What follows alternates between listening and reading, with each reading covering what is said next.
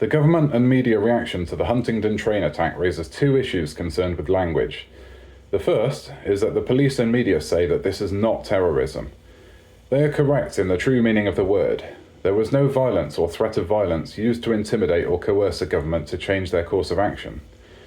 But we all know that we feel terrorized. There is a split between how people feel and the language that the government uses, and that remains unaddressed. This schism is a fracture point that the government must address if they want to maintain trust, credibility, and the social contract. English, Welsh, Scottish, and Irish people feel terrorized, even if the perpetrators are not themselves terrorists. The second issue is that of the perpetrator's ancestry.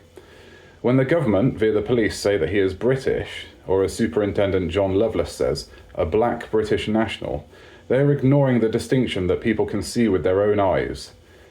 Calling the perpetrator such things hides the difference everyone can all see. He was not English. He was not behaving in an English way. Axel Rudakabana was British-born, as was the murderer of Lee Rigby. Calling everyone British-born is not useful information, and people will look for useful ways of communicating their own thoughts.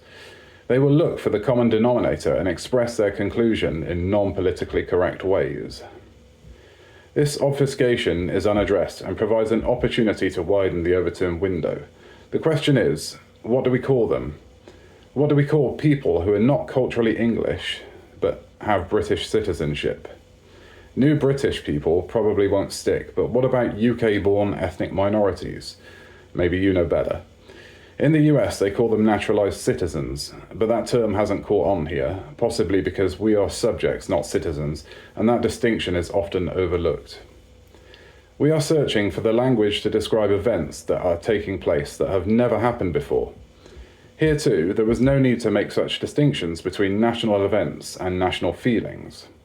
If we want to solve this peacefully, then we need to start using language descriptively, not abstractly.